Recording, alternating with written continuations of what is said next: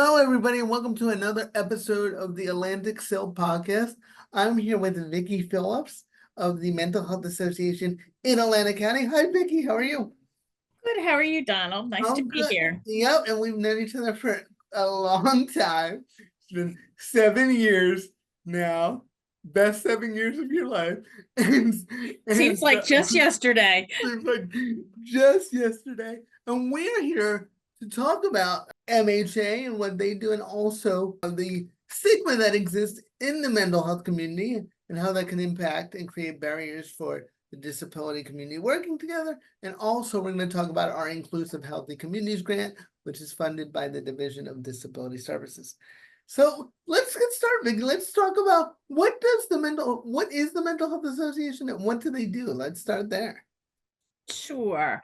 So the Mental Health Association is a private nonprofit organization we are a statewide organization that also has some local affiliate offices throughout New Jersey. And then we are also part of the national organization called Mental Health America.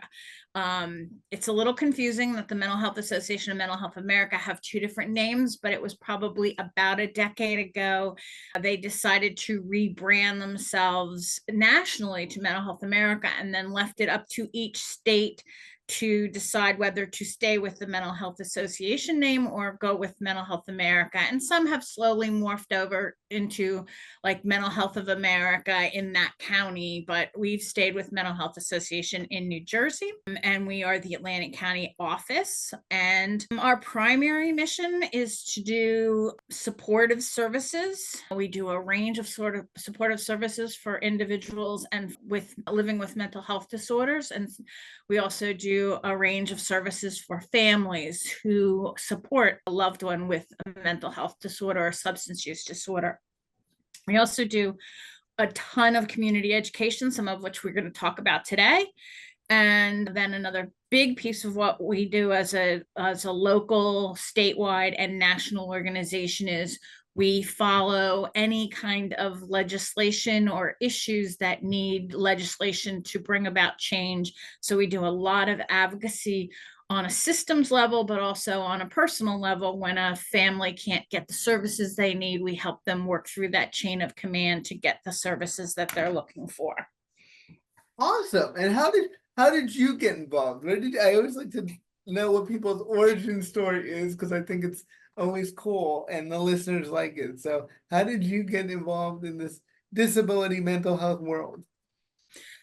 Well, actually, I graduated from Stockton, which at that point was Stockton State University or Stockton State College. And I came out with my degree in healthcare administration. My dad was a hospital administrator. My mother was a social worker. So I decided that I was going to try and find a job after doing a stint at one of the casinos for a year after college. I decided it was time to get a real job in the field that I had studied.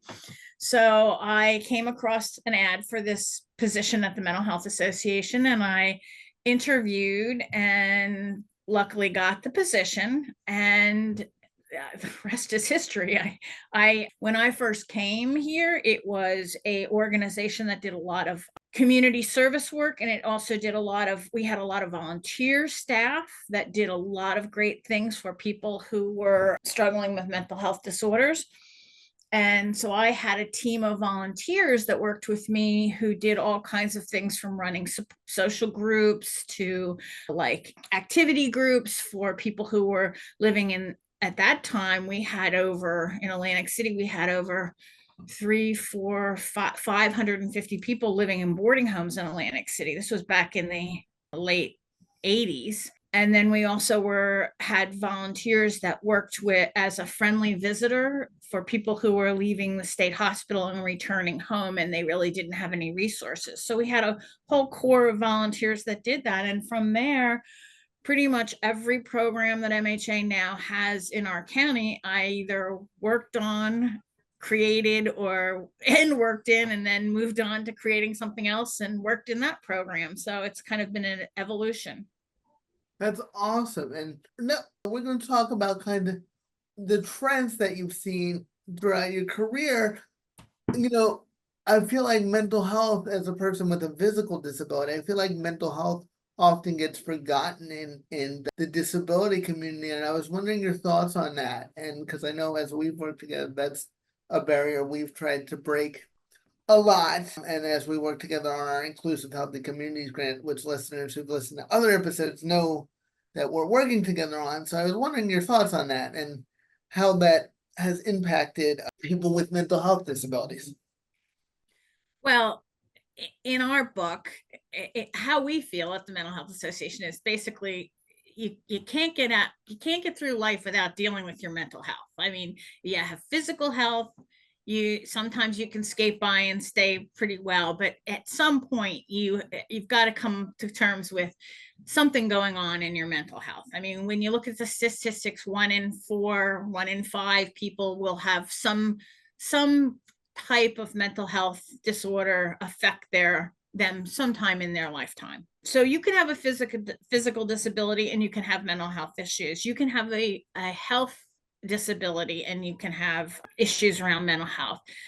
You can have a substance use disorder and you can have issues around mental health. But we have historically in this state, we have those groups that I all just mentioned work in silos. They're funded through silos.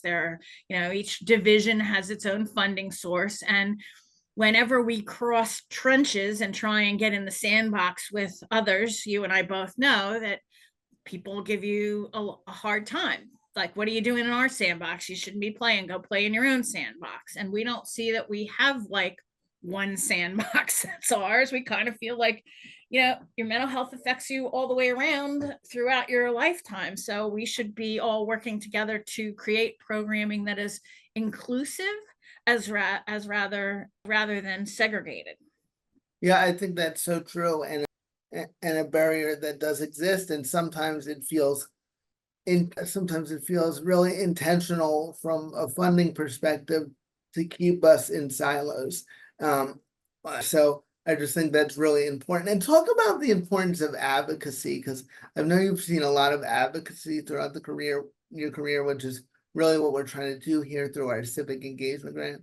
And a lot of people feel like, there's nothing I can do. I'm in this more marginalized community and I can't have an impact. But I know you always talk about the impact that you have seen throughout the years. I think we always think that we do not have a voice as citizens, but we only have a voice if we only don't have that voice if we don't use it. And we have to learn how to use it constructively and thoughtfully. And we talk in our civic engagement grant and in our classes that we've developed a lot about partnering with like-minded people, because the more you are together standing side by side, the louder your voice is and the more it does affect those who are empowered to create that change, or who have the ability to at least guide you how to help create that change. For example, in the beginning, and this was in the mid to late 80s, when all these, two movements were popping up across the country. There was the family movement, which was really spurred by NAMI, which is the National Alliance for the Mentally Ill. And then there was the consumer movement, which were support groups all over the country, starting by people with lived experience in mental health. And the Mental Health Consumer Association out of Pennsylvania, Philadelphia, was one of the main leaders in that movement. And in New Jersey, we had like a group in Cumberland County meeting, a group in Atlantic, a group up in Monmouth County, a group in Bergen. I think there was a group in Passaic. There was like 6 groups meeting in the state. And what New Jersey did was they started a consumer advisory council and started having meetings in Trenton. And suddenly the powers of like one group came together as all those groups coming to meetings in Trenton and talking about what the division was doing well and what the division needed to look at. And one of the things that we first started with was, when you got admitted to a psychiatric hospital back then, you were fingerprinted. Now, what does that tell you? It was like you were treated like a criminal. Yeah, there's that stigma. Yep, there's that stigma. So one of the first things that the State Consumer Advisory Committee set out to do was to change that practice or that policy. And after pressure and work, there that pressure that policy was changed, and they ended, fingerprinting at the state hospitals. So, even at some of the most bureaucratic kind of policies, you can create change. Yes, I mean, and that just doesn't happen anymore. That doesn't happen anymore. And people got to remember that that is progress. I always bring up the example, I just talked about this last night in our Inclusive Healthy Communities grant, the 2017 example when they wanted to repeal the Affordable Care Act, sometimes known as Obamacare, which would have impacted people on Medicaid and impacted people with pre-existing conditions. And it was the advocacy of people with all types of disabilities that stopped it. I mean, that was going to happen if they did not mobilize and stop it. That was going to happen. That was a big chance that was going to affect millions of people. And it was really people with disabilities who stopped that. So when people say I can't have any impact, what can I do? That's just an example of what can happen. What can happen. Because if you remove the disability community from that equation, I truly believe that would have been repealed. And I think that's still an issue going forward in this year's presidential campaign. People need to seriously look at the issues about what's happening and how they feel like that will affect them. If, affordable health care is an issue for you, you need to look at both parties and see who's got the platform that best suits your circumstance, and then you need to find other like people and make sure that you're speaking up and talking loudly and listening to what's being promoted. And that's important. I think it's probably never been more important than in this year. I think that's so true. And you really gotta understand that if you're not using your voice, other people are. So, you hear sometimes I'm not interested. Well, you may not be interested in politics, but they're interested in you. Right. So you really have to look at, the issues and go with what suits you, what you believe in. So I just think that's so important not to give up your voice, give up your influence, and give up your ability to make an impact. Um, let's talk about the stigma-free campaign and what that is, so people understand how we can combat stigma. Like, where are we with that? Like I said, you have a lot of experience. So, have we made progress? What do you think of that? Is that stigma still out there, and how can we combat that? Right. So in New Jersey, there has been for a number of years, there's these each many counties throughout the state, not every county, but many counties throughout the state have a stigma-free initiative. There's stigma-free committees, there's stigma-free signage, and more recently, the Governor's Council on Stigma-Free has reinstituted itself and gotten very involved in what's going on across the stigma-free initiatives. Some of that initiative actually really started around mental illness and educating around mental illness, but we've seen it shift across the counties, or some of the counties in New Jersey, where it's now clearly representing both mental health and substance use disorders. And that goes along with what the Division of Mental Health and Addiction Services has also done, is they have combined addiction services and mental health into one division, and a lot of the funding comes through that same silo. So there is more of a push to work collaboratively as opposed to in silos of addiction services or substance use services and mental health. It's more combined. So the Stigma Free Atlantic Collaborative, it's a countywide program that aims to reduce the negative beliefs associated with mental health and substance use disorders. And one of the things that we're charged with, this collaborative, is to raise awareness around mental health and substance use disorders. And we kind of have a vision to create a culture where residents feel supported by their community and feel free to seek treatment for the disorders without fear of being outcast. Because one of the things that's evidence that statistics show is that people who feel stigmatized or are afraid to come out and talk about their issues are less likely to get help. And the longer you are dealing with a mental health or substance use disorder without help, the worse it can get. So really stigma is kind of a mark or a disgrace, because people say, well, what is stigma? It's kind of a mark or a disgrace which results from the judgment of others.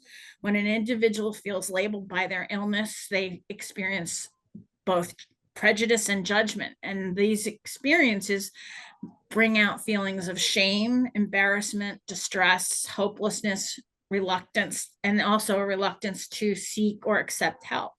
As a result of this, that's one of the primary reasons people aren't getting the help that they need when they experience a mental health or substance use disorder. Yeah, I think that's so true. And like I said, do you think we've made progress in that area, or like where are we in that? Like where, how do you feel about that? We're starting to make progress. I always say that there are times in our life, there have been times in my career where there has been a marked acceptance of mental health.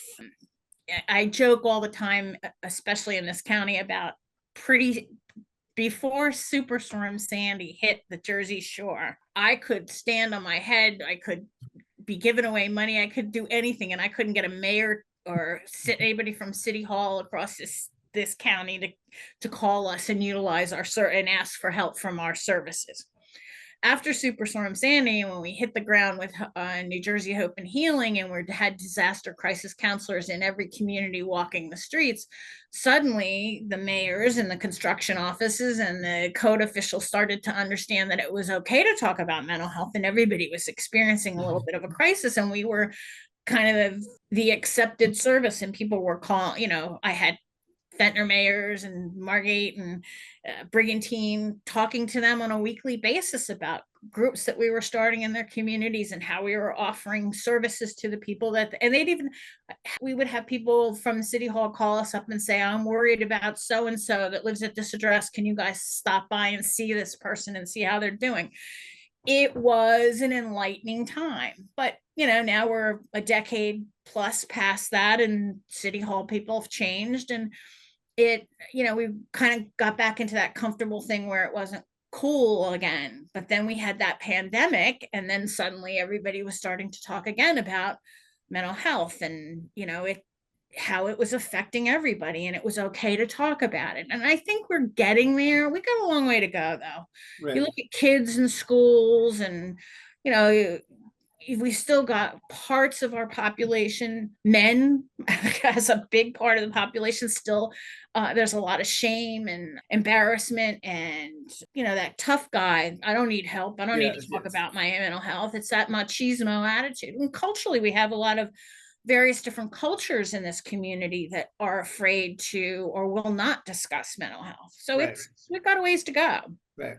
I think that's a good point. And what can we do? Like, I know it's kind of a big question, but what can we do in our lives to combat stigma? Like, what are some like little things we can do to combat stigma? Like, how do we break that, or at least make it better, in a small way? So I'm glad you asked that question, because that really is at the heart of some of the work that the Stigma Free Collaborative is doing in Atlantic County. On our website, which can be reached through our main website, mhaac.info. And don't worry, everybody, it'll be in the description of the podcast episode, so the link will be there. So thank you for saying that. You're not gonna have to track it down.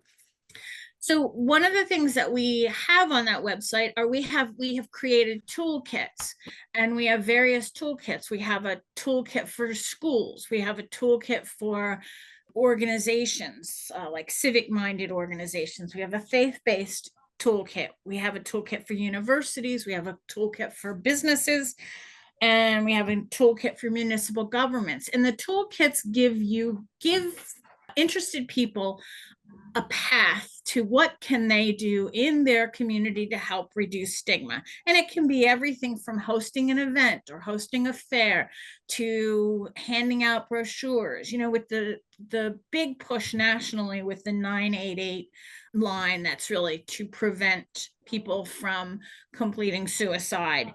It is important that information gets out. Well, it would be really a good time for a local community, say, I don't know, just pick a town in our county that may want to do some education this year for their residents, and say, send it out with the tax bills about something about, did you know about the Stigma Free Collaborative, or did you know about the 988 lines? There's all kinds of different things that can be done. But in a more personal way, you asked how an individual could do that. And I would say that we need to be aware of language, and we need to be aware of those jokes that are said at places, and to help in a kind way to kind of say, oh, you know, that person that you just called crazy or nuts, my uncle has a mental health disorder. And those are the kinds, that kind of is the kind of language that is stigmatizing and stops people from getting help when they really need it. So it would be really good if you tried not to use that stigmatizing language. So like even helping people understand that it's okay to talk about these things, allowing people living with the disease to feel supported in their community so that they can decrease the feelings of isolation and shame, talking about resources, talking about why is it that they think it's, you know, that it's okay to use stigmatizing language. For example, if that person that just called somebody crazy had a loved one that had mental health disorders, how would they feel about somebody calling their child crazy? Right. And I also think it's important if you do have some personal experience and are comfortable talking about it. And that's why we talked last night too about the importance of storytelling. And you're comfortable talking about telling your story about what's worked for you. Like, I know I've gone to therapy and it was amazingly helpful for me. And I think that people, that helps break the stigma too, because they see other people doing it, normalizes it instead of it being like, oh, that one person with that mental health struggle. And as you said, the statistics show, especially since COVID, especially with the rise of social media amongst young people, it's grown immensely. So we need to normalize it and make sure and make people understand that it is just a part of the human condition. There's nothing abnormal about it. There's nothing abnormal about it. It's just, it's the way, it's why I don't like terms like special needs for people with any type of disabilities, because it makes disability not a normal thing. Disability of any type is just a part of nature. It's just a part of the human process. And I think that that's what we're aiming to do when we try to break down these barriers. I think that people also don't recognize how mental health disorders, untreated mental health disorders, can also increase their chances of serious health disorders. Like 40%, people with depression have a 40% higher risk of developing cardiovascular and metabolic diseases than any other buddy in the general population. So people with serious mental health disorders are nearly twice as likely to develop these kind of conditions. So it's important to get help for that mental health so you don't have other coexisting issues develop. Yep, it's all connected. It's not separate things. It's all Right, connected. It's just health. right. Brain's just at the top. It's all connected, exactly. It's all connected. So I think it's so key. I think this has been a great conversation. And I think that anybody who's interested in learning more about getting involved, I'm really going to push again our Inclusive Healthy Communities workshops, which we'll put the information again in the description below. Anybody can get engaged. You can learn about all different types of skills to be a better advocate and how to craft the story and learn about democracy. It's a really great program. It's virtual. We really appreciate our funders and the Division of Disability Services funding us. And I just encourage people in their own lives to do what Vicki says. Watch what you say, get involved where you can, and you can really have an impact. Again, impacts can be small too. I know we all have overwhelming lives, but there are ways to make a world a little better without being overwhelmed. And also taking care of yourself is the key to everything. So take care of your mental health and don't be ashamed of that. Do you have any closing thoughts, Vicki? As we as we end. I will remind or go back to the fact that our website is mhaac.info, and then we have the collaborations that we're involved with, and one is the Stigma Free Atlantic Collaborative, and we are available to do presentations on stigma free for your civic group, church, organization, synagogue, whatever you would like. We also have trainers that can do QPR training, which is a suicide prevention, question, persuade, and refer. And we actually have some that do it with emotional support dogs. So that's always fun to have them come on scene too. Yep, the Mental Health Association is doing great work, and I would really encourage people to check out their website. It's going to be in the link below, and really avail yourself of their services. So thank you so much for doing this, Vicki. Well, thank you for having us. You're welcome, everybody. Bye. See you next time.